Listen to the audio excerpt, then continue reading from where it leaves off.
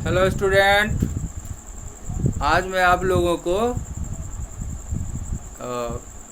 हिंदी से इंग्लिश में ट्रांसलेट करने का तरीका बताऊंगा कि कैसे आप हिंदी से इंग्लिश में ट्रांसलेट कर सकते हैं। देखिए, आज हमारे पूरे विश्व में जो है अंग्रेजी बोली जाती है।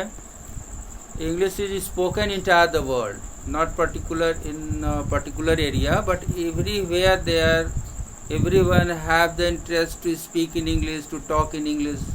That is very important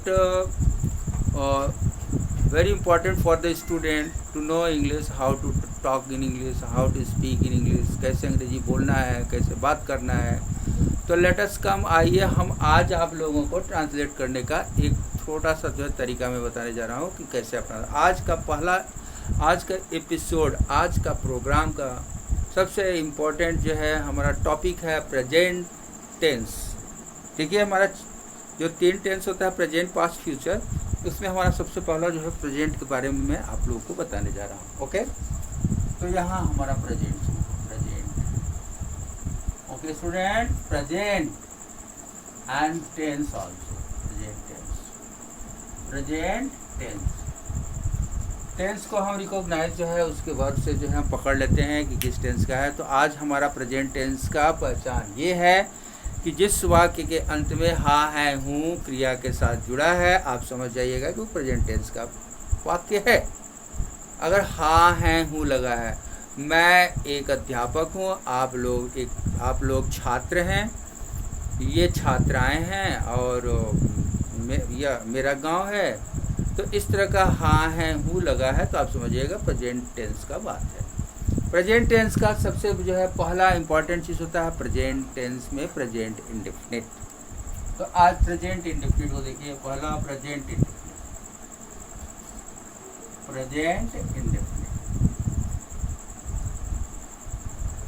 okay, present indefinite.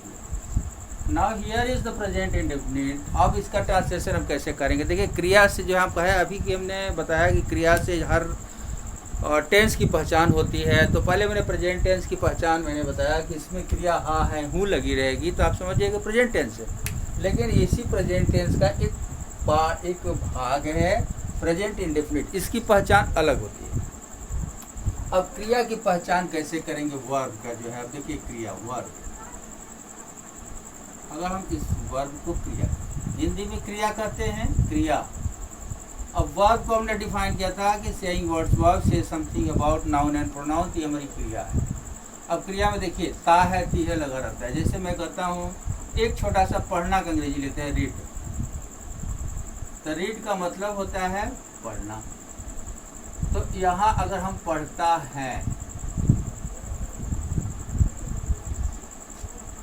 पढ़ता है, पढ़ा करता है, पढ़ा करता है, पढ़ता तो है, पढ़ता तो है, ठीक है। अब ये जो क्रिया हमारी है, पढ़ता है, पढ़ा करता है, पढ़ता तो है, इन क्रियाओं से हमें अब ट्रांसलेट करने का तरीका, हम कैसे इसको ट्रांसलेट करेंगे जब ये हमारे वाक्य में आता है।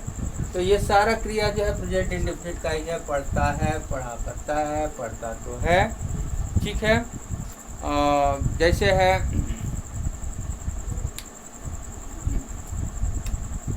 तो इस तरह से जो है हमें जो है अब इसकी ट्रांसलेट बनाने का तरीका हम समझें कि इस क्रिया को कैसे हम यूज़ करते हैं अपने प्रेजेंट इंडेफिनिट टेंस में। देखिए, सबसे बड़ा चीज़ है इसका एक फॉर्मेट हम बना रहे हैं, फ्रेम बना रहे हैं, स्ट्रक्चर इसका है। देखिए, स्ट्रक्चर इसका हम बना रहे हैं। स्ट्रक्चर क्या, स्ट्रक्चर इसका है कि सबसे पहले हमको सब्जेक्ट लिखना ही पड़ेगा।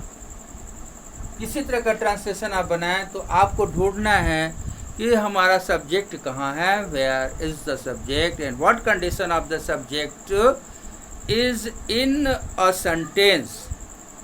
सब्जेक्ट का जो है क्या है, कैसा है, वह सब्जेक्ट हो सकता है, नाउन हो, प्रोनाउन हो, या जो है फ्रेज में हो, या क्लास में भी सब्जेक्ट हो सकता है। तो हमको ये देखना पड़ेगा, ठीक है।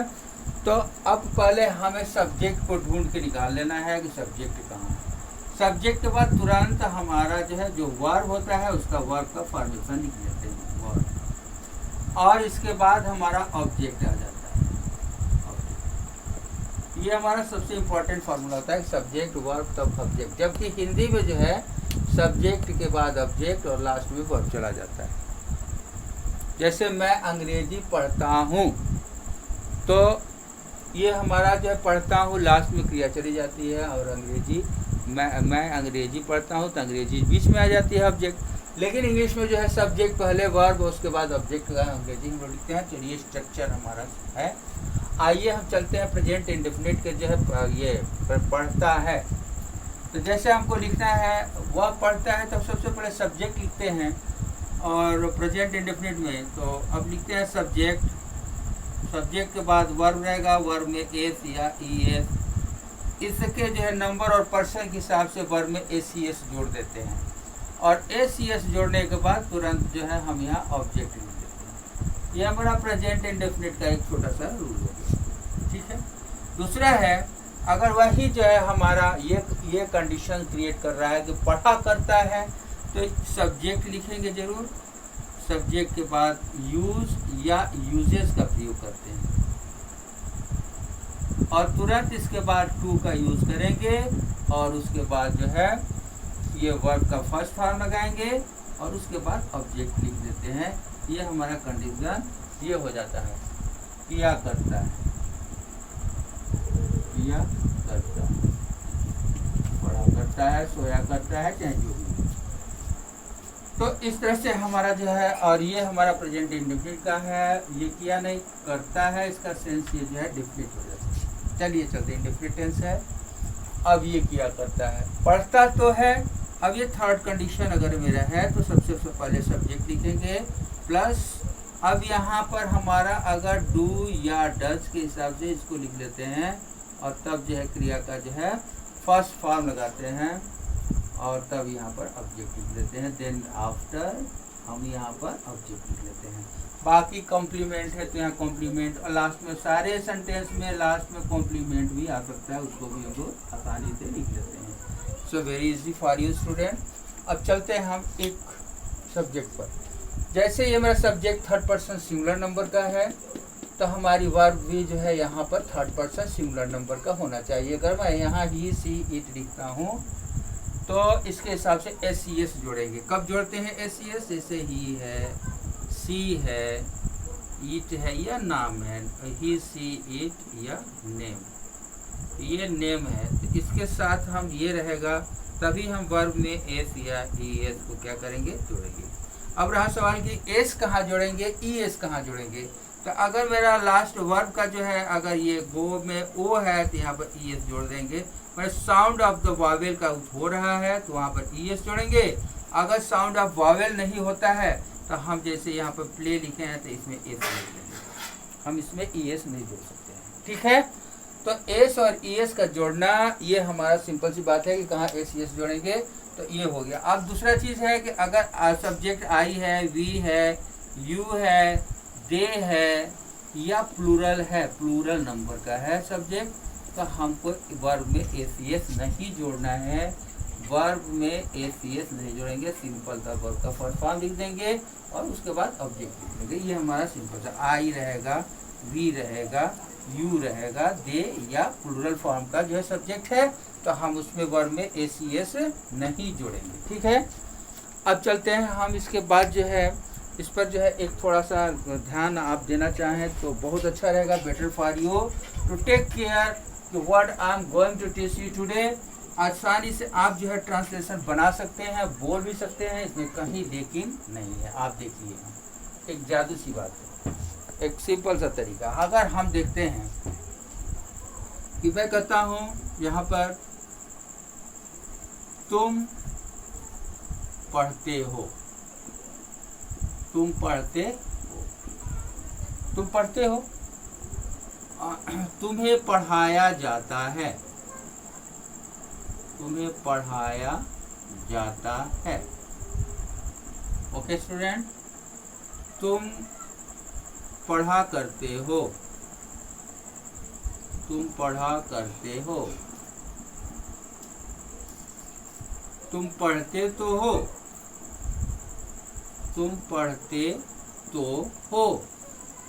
अब सिंपल सी बात है, अब इसको हमको बोलना है, कैसे बोले अंग्रेजी में भाई।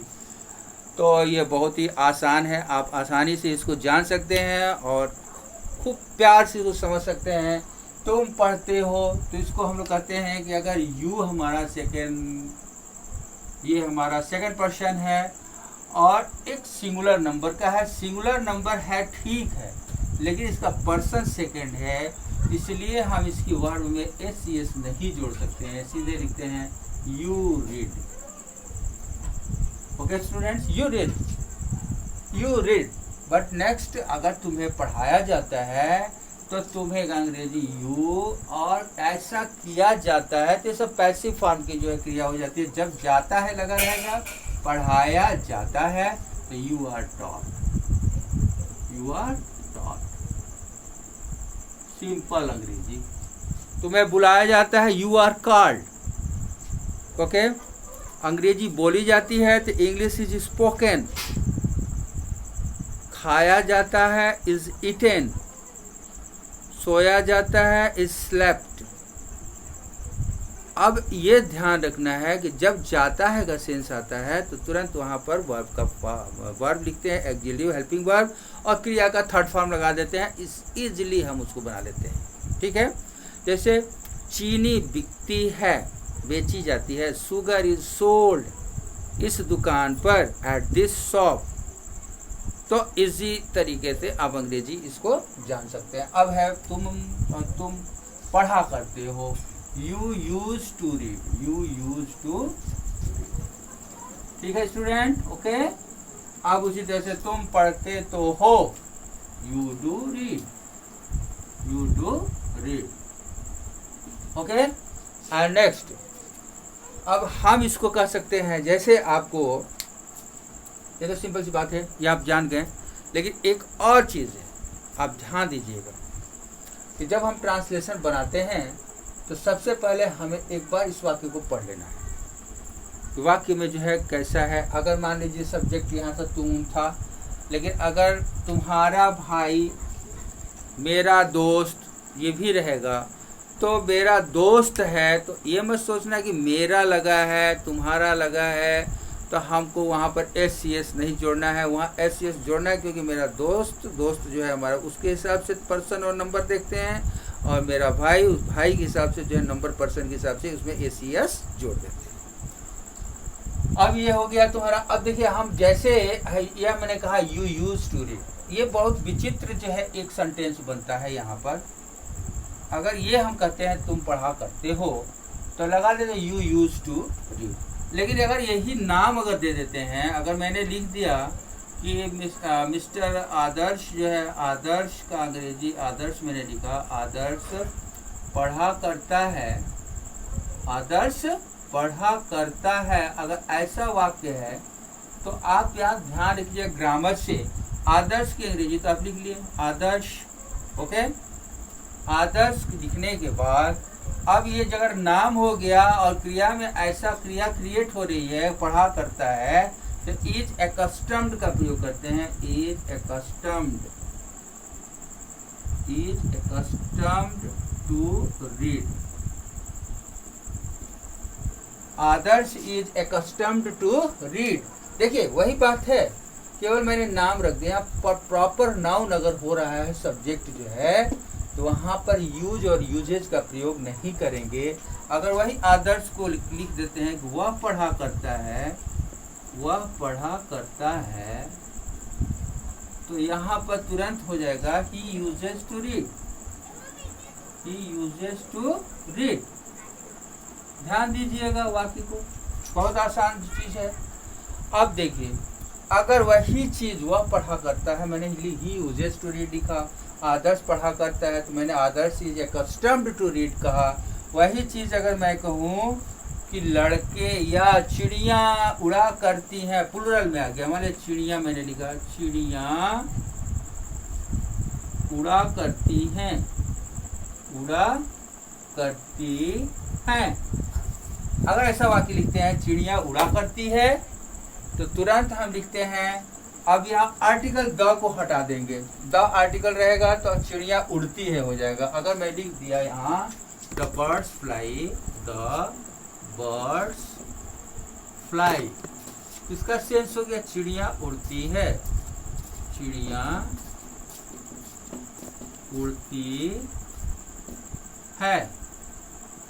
लेकिन अगर आर्टिकल को ओमिट कर देते हैं, if you omit the article, अगर आर्टिकल को हटा देते हैं और यहां लिखते हैं बर्ड्स फ्लाई, ये हो गया चिड़िया उड़ा करती हैं, चिड़िया उड़ा करती है। प्यारे स्टूडेंट्स ध्यान दीजिए, डियर स्टूडेंट्स, मेरे best lovely and lovely so lovely students, आप ध्यान देंगे इस बात को कि यहाँ पर जब प्लूरल था, आर्टिकल लग गया तो ये प्रेजेंट इंडेफिनिट टेंस के हिसाब से चिड़िया उड़ती है हो गया। जब आर्टिकल मैंने हटा दिया, ओमिट कर दिया, तो यहाँ पर चिड़िया उड़ा करती है हो गया बर्ड्स फ्लाई। ओके, तो कॉमन नाउन यदि कॉमन नाउन प्लूरल फॉर्म में है और उसमें से आर्टिकल को हटा देते हैं, ओमिट कर देते हैं, तो तुरंत उसकी क्रिया का सेंस ही बदल जाता है। जैसे बच्चे, लड़के दौड़ा करते हैं, boys run, the boys run, दोनों में अंतर आ जाएगा, boys run and the boys run. Simple सी बात है। If you write here boys run, दूसरा मैं लिखा द बॉयज